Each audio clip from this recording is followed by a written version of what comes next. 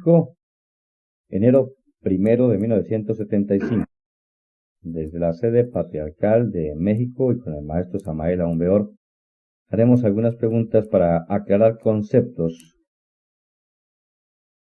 Maestro, la primera pregunta es: si una persona crea los cuerpos existenciales del ser con base en la transformación de los hidrógenos y de las imágenes, pero no destruye los egos, ¿fatalmente se convierte en un Hanasmusen? Aquel que se da el lujo de crear los cuerpos existenciales superiores del ser, mas no disuelve el yo de la psicología, indubitablemente se convierte por tal motivo en un Hanasmusen con doble centro de gravedad. No está de más afirmar en forma enfática que el Hanasmusen es por sí mismo un aborto de la madre cósmica, un fracaso.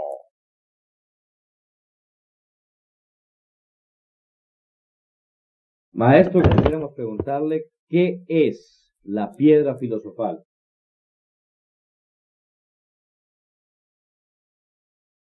Ciertamente, la piedra filosofal, la piedra de la verdad, es en sí misma todo el fundamento mismo del templo de la sabiduría.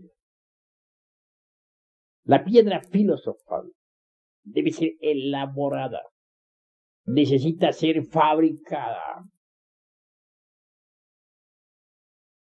Esa piedra puede ser representada con el sello de Salomón. En tal sello vemos dos triángulos enlazados. Y es algo que nos invita a la reflexión. El azufre y el mercurio.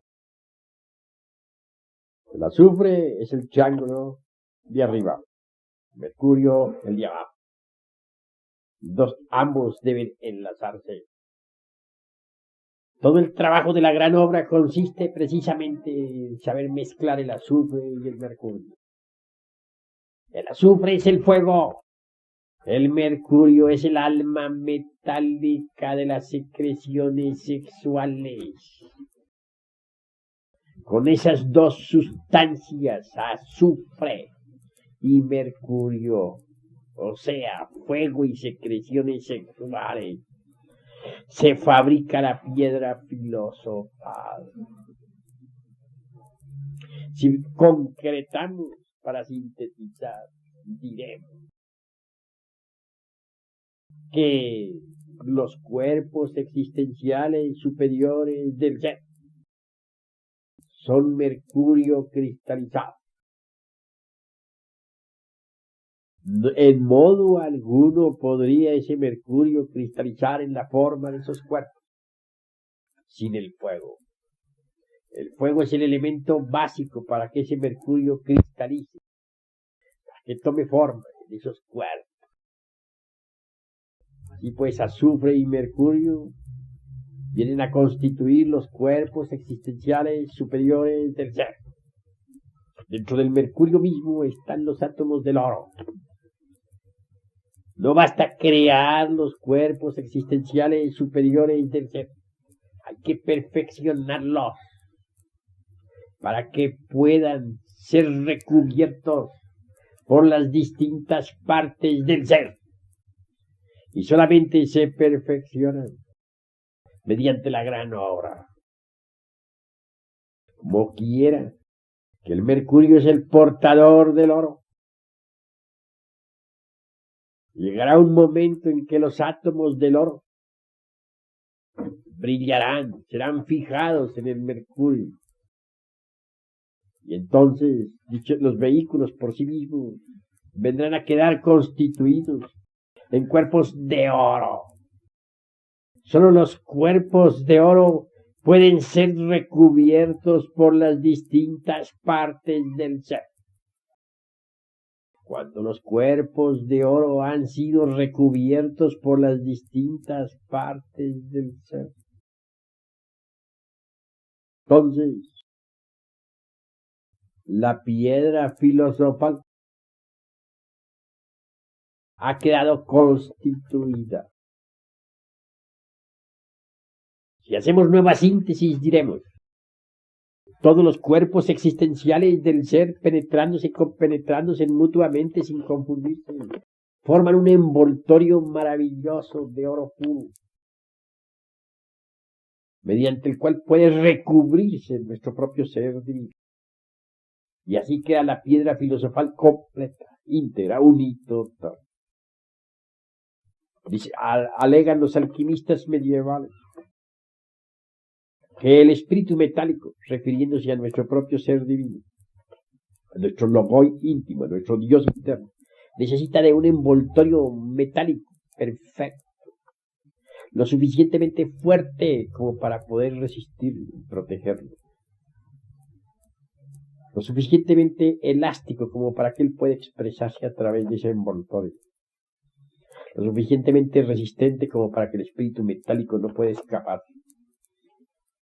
Solo así, cuando el espíritu metálico, es decir, el Dios íntimo, logra vestirse con ese cuerpo de oro que en el esoterismo se denomina Tosoma Elía, con el cuerpo de oro del hombre solar, la piedra filosofal ha quedado hecha. Solo quien posee la gema preciosa, la piedra filosofal, puede contar con el elixir de larga vida, que le permitirá vivir con su cuerpo físico durante millones de años. Puede disponer de la medicina universal que cura todas las enfermedades. Y puede también transmutar el plomo en oro, como lo hacía Paracelso, como lo hacía Nicolás Flamel y muchos otros. Así pues, en síntesis, la piedra filosofal está representada por el anillo de Salomón, porque es azufre y mercurio debidamente unidos, integrados y sostenidos mediante la sal. Esa sal es la materia física, que representa a la materia. Sal, el azufre y el mercurio son básicos para elaborar la piedra filosofal. Disponer de la piedra filosofal es haber alcanzado la inmortalidad aquí y ahora. Hasta aquí esta síntesis sobre la piedra viva. Maestro de la doctrina secreta de Anáhuac, aparece la suástica teotihuacana como símbolo pedagógico que muestra a la sustancia del ser en regeneración, el aspecto de la creación, y que fue conocida en el budismo milenario. Esta suástica teotihuacana también tiene que ver con la piedra filosofal. Ciertamente es muy interesante la figura esta de Teotihuacán. Aparece ahí el sello de Salomón, el símbolo de la piedra viva, el azufre y el mercurio unidos. Mas también vemos allí la suástica, la cruz en movimiento, el trabajo pues con la electricidad sexual trascendente en la forja de los siglos, el método, la ciencia mediante la cual es posible elaborar la piedra filosofal. Resulta pues la suástica teotihuacana extraordinaria, maravillosa, asombrosa. Ojalá los hermanos del movimiento gnóstico la pintaran en muchos libros, la hicieran conocer de la humanidad entera. De que las personas que poseen la razón subjetiva son aquellas que sus únicos informantes son sus sentidos externos, o sea, ojos, oídos, nariz y garganta, y el tacto. ¿Cuáles son los informantes de los sentidos internos? Con el mayor gusto voy a dar respuesta a esta pregunta. Incuestionablemente existen muchísimos sentidos internos. La esencia está llena de ello. Simbólica o esotéricamente se les representa como estrellas que hay en los cielos. Estos sentidos internos se van desarrollando poco a poco. El primer sentido que nosotros necesitamos desarrollar es el de la autoobservación. Necesitamos autoobservarnos para autoconocernos. Solo autoconociéndonos podemos forjarnos determinados propósitos. Sin autoconocernos no es posible forjarse propósitos. Cuando nos autoconocemos, nos observamos, nos trazamos propósitos, nos forjamos en relación con tal o cual defecto psicológico que hayamos descubierto en nuestra psique. Es pues necesario autoobservarnos. Pero el sentido de la autoobservación está atrofiado en la raza humana. Es necesario desarrollarlo. Y solamente se desarrolla mediante el uso práctico. A medida que nos vamos autoobservando, el sentido se va autodesarrollando. Y conforme este se va autodesarrollando, vamos conociendo nuestros propios mundos internos. Cuando uno conoce sus propios mundos internos, puede conocer también los mundos internos de sus amigos. Lo que implica, de hecho, conocer a sus amigos. Uno no puede conocer a nadie mientras no lo conozca internamente. Porque la vida es más interior que exterior. Los pensamientos son internos, los sentimientos son internos, los anhelos son internos, los deseos son internos. Se vive más en lo interno que en lo externo. Uno no podría decir que conoce a sus amigos en tanto no haya conocido los mundos internos de estos. Pero para conocer los mundos internos de estos, necesita uno conocer sus propios mundos internos. Y esto no es posible si no se autoobserva uno a sí mismo. Cuando uno llega a conocer sus propios mundos internos y los de sus amigos, y los de todas las gentes que nos rodean, puede entonces conocer los mundos internos del planeta en que vivimos. Cuando conoce los mundos internos del planeta en que vivimos, está capacitado para conocer los mundos internos de los otros planetas del sistema solar. Y cuando es capaz de conocer los planetas del sistema solar, también es capaz de conocer, de conocer los mundos internos de los planetas del sistema solar. Por ende, es también capaz de conocer los mundos internos del Sol. Cuando es capaz de conocer los mundos internos del Sol, puede conocer los mundos internos de la galaxia en que vivimos. Y cuando es capaz de conocer los mundos internos de la galaxia en que vivimos, puede conocer también los mundos internos de este infinito formado por 600.000 años luz. Es obvio que más allá de este infinito existen otros infinitos. No podríamos conocer los mundos internos del universo, del cosmos, si antes no nos hemos conocido a sí mismos.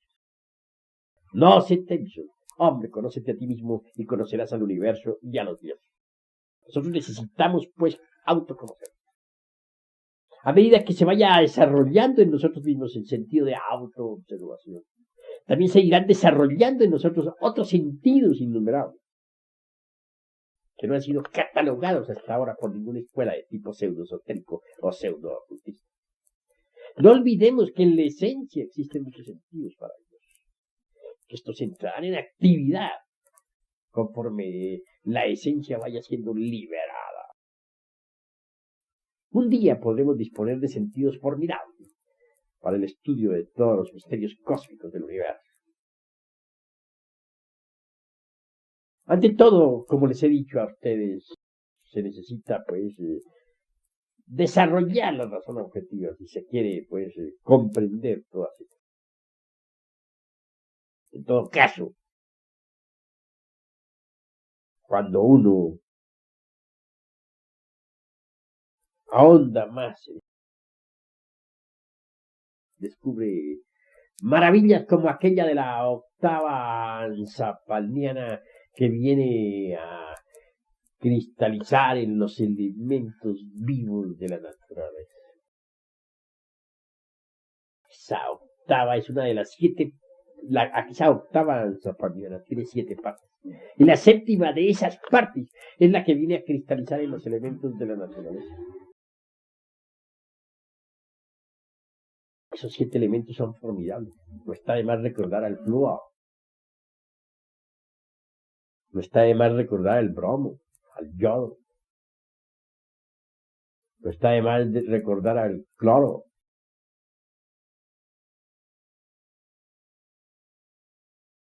No está de más recordar al hidrógeno en su forma pristina, original, tan simple y tan sencilla. Y también a esas 2 sustancias de los alquimistas medievales, llamadas el azufre y la magnesia. Sin esos 7 elementos que cristalizan mediante la octava anzapalmiana, no podría existir nada de lo que ahora existe en esta gran creación. Pero ¿cómo podría llegar uno a verificar la realidad de dicha octava si no poseyese los sentidos que le permiten precisamente experimentar lo que es esa octava, evidenciarla en forma directa? No debemos olvidar que la gente vive en un mundo de tremendos errores, debido precisamente al estado en que se encuentran sus sentidos interiores. Como ejemplo concreto pondremos el del prisma solar. Bien sabemos que el rayo blanco, como centro de gravedad para los colores, se descompone en 7 colores primarios, que son los del prisma.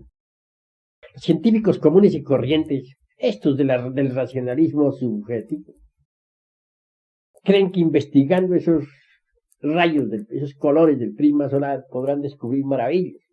No quieren darse cuenta de que el prisma común y corriente no es más que el aspecto negativo de los 7 colores fundamentales, y que por sí mismo no puede servir para el descubrimiento de las causas de la vida. Sabios de la antigüedad, por ejemplo, en la China antigua, sabían descomponer a su vez a esos 7 colores del prisma en su forma fundamental positiva. Los sabios chinos inventaron un aparato que llamaban Ayatapán. Hacían penetrar un rayo de luz por un conducto especial, un rayo blanco, que luego pasaba a través de un lente. Se descomponía en los 7 colores originales del prisma, que enseguida eran absorbidos por una placa o por una plancha, dijéramos, de marfil. Era tal la forma de la plancha que a su vez conducía a los 7 rayos hacia una segunda plancha, donde mediante nuevas combinaciones se transformaban esos 7 rayos o se convertían dijéramos, en el aspecto positivo del prisma solar. Y luego probaban su acierto con los 7 rayos positivos del prisma. Tenían, por ejemplo, en determinada sustancia acuosa, una sustancia de bambú. Puede que la lavaban, la humedecían, en una sustancia acuosa, la exponían a cualquiera de los colores positivos del iris. Y entonces este bambú se teñía con el color positivo del iris. Y si dirigían determinado color específico sobre el opio o sobre alguna sustancia del opio, esa sustancia a su vez se transformaba en otra sustancia. Y si combinaban un determinado rayo luminoso de ese iris en forma positiva con determinada onda musical, Incuestionablemente la onda musical, con su vibración, hacía que el rayo luminoso cambiara también de color. Así pues, manipulaban a la maravilla los 7 colores del espectro. Pero para poder manipularlos, tenían que primero sacarlos de su estado negativo y volverlos positivos. Algo muy semejante a la fotografía, que se toma primero en negativo y luego hay que pasarla a positivo.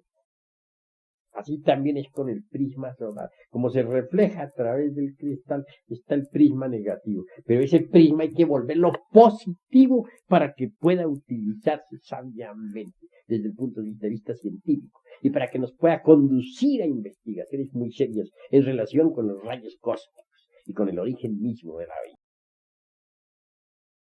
He citado este ejemplo para decirles a ustedes cómo están de equivocados los humanoides estos del siglo XX, todos estos sabiondos de la Torre de Babel, todas estas gentes del racionalismo subjetivo, por falta sencillamente del desarrollo de los sentidos superiores del ser. No podrían desarrollarse tampoco los sentidos superiores del ser en tanto no comience uno a trabajar sobre sí mismo. Cuando uno comienza a autoobservarse, como ya dije, se desarrolla el sentido de la autoobservación. Y a medida que uno vaya trabajando sobre sí mismo, otros sentidos del ser van entrando en la actividad, se van expresando, lo cual nos va permitiendo a nosotros tener acceso a los distintos secretos de la naturaleza. Hasta aquí, pues, mi respuesta.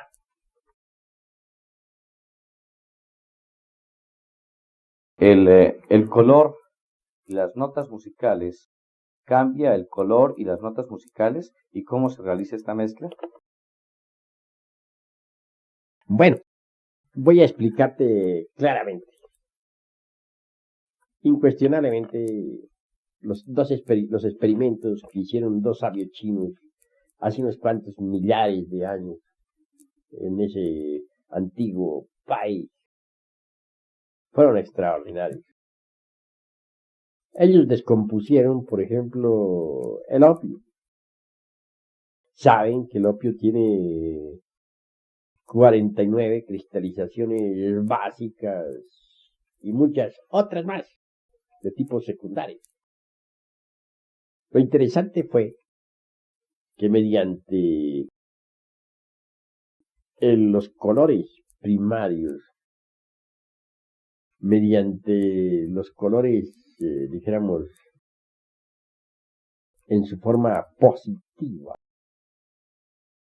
consiguieron hacer maravillas. Se vio perfectamente que si se mezclaba determinado color del espectro, pero estoy hablando del espectro en su forma positiva, no del espectro en su forma negativa como lo usan hoy los pseudosapientes de este tiempo. Con determinada cristalización del opio, determinado elemento del opio, para hablar más claro, este último se convertía en otro elemento. Y cuando se combinaba, por ejemplo, o cuando se hacía pasar, para hablar más claro, un rayo del espectro a través de una nota musical, las vibraciones de la nota musical hacían que ese rayo del espectro a su vez cambiara de color. Asumía entonces un color que se correspondía científicamente con las vibraciones propias de la nota que resonaba en esos instantes. Fue como se vino a saber cómo los 7 rayos del espectro en su forma positiva, no negativa, tienen inmensos poderes y son el agente básico de toda vida. También se pudo comprobar con toda claridad que los 7 colores del espectro, las 7 notas musicales, los 7 principios fundamentales del opio obedecen a una misma ley, que es la del eterno Hepta Paraparchinok. Nada saben sobre esto los científicos modernos, que solo quieren operar con el prisma en su aspecto negativo, que jamás se han convencido de la necesidad de sacar la positiva al espectro solar para obtener el prisma positivo. Maestro, ¿qué nos puede usted informar con relación a la cromoterapia con el prisma, pero en su aspecto positivo? Serviría para curar multitud de enfermedades. Hoy por hoy solamente se usa la cromoterapia en su aspecto negativo. Sin embargo, así todavía puede ser útil. Cuando se quiere hacer curaciones verdaderamente serias con la cromoterapia, no basta poner una botella de tal o cual color a los rayos del sol. Bien sabemos, por ejemplo, que el agua amarilla sirve para combatir la lepra, y aceptamos que así es, que puede ayudar a limpiar el organismo. Eso es verdad. Pero no bastaría solamente con poner una botella amarilla llena de agua 2 horas bajo los rayos del sol. Eso no sería suficiente. Hay que teñir a su vez esa agua con anilina vegetal amarilla, con esa anilina que se usa para teñir dulces. Anilina vegetal, no se confunda con la anilina mineral, porque la anilina mineral es veneno. Me refiero a la anilina vegetal. Y entonces sí, se corcha y se tapa esa botella y se pone 2 horas bajo los rayos del sol, se utiliza esa agua, puede servir para limpiar el organismo físico, para limpiar el hígado y hasta para combatir la lepra, de verdad. Se dice que el azul es muy bueno para combatir las úlceras del estómago. También es cierto, pero no bastaría solamente con ponerle una botella azul llena de agua 2 horas bajo los rayos del sol. Hay que ponerle a su vez a esa agua anilina vegetal azul. Así se tiene un rayo azul directo en su forma positiva que serviría para la curación de la úlcera. Y sucesivamente. Que el Psi-12 es el elemento creador de los cuerpos existenciales y que la autoobservación es el elemento creador de los sentidos internos. Escucho la pregunta y es claro que me apresuro a responderla. Mediante la autoobservación nos conocemos a sí mismos. Autoconociendo nuestros propios errores, podemos eliminarlos. Y a medida que los eliminamos, la esencia también se va liberando.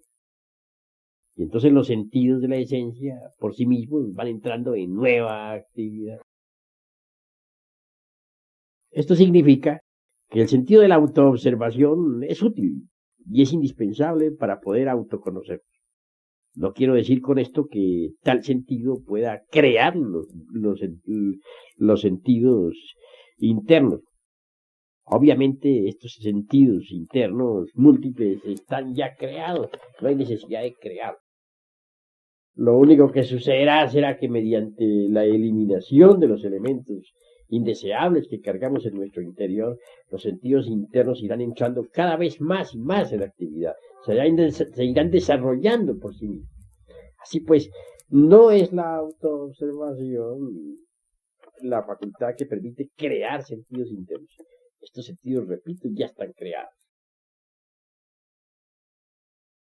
Los cuerpos existenciales del ser hay que evidentemente crearlos, a diferencia de los sentidos internos que ya existen, lo único que hacemos es despertarlos, ¿verdad? Ciertamente, los cuerpos existenciales superiores del ser necesitan ser creados. No existen en el humanoide que nace. Como dije, y vuelvo a repetir, el cuerpo físico con su asiento vital dispone de todos los elementos necesarios para la vida. No necesita para existir de ninguna otra clase de elementos. Quien quiera crearse los cuerpos existenciales superiores del ser podrá hacerlo, pero solo mediante el sexo, porque el sexo es el único que tiene poder para crear nuevos cuerpos, nuevos organismos. Nadie podría hacer crear nuevos organismos insuflando aire o algo por el estilo. Se necesita forzosamente de la función sexual. Solamente la función sexual puede crear. En el sexo está todo el poder del logos creador. Eso es todo.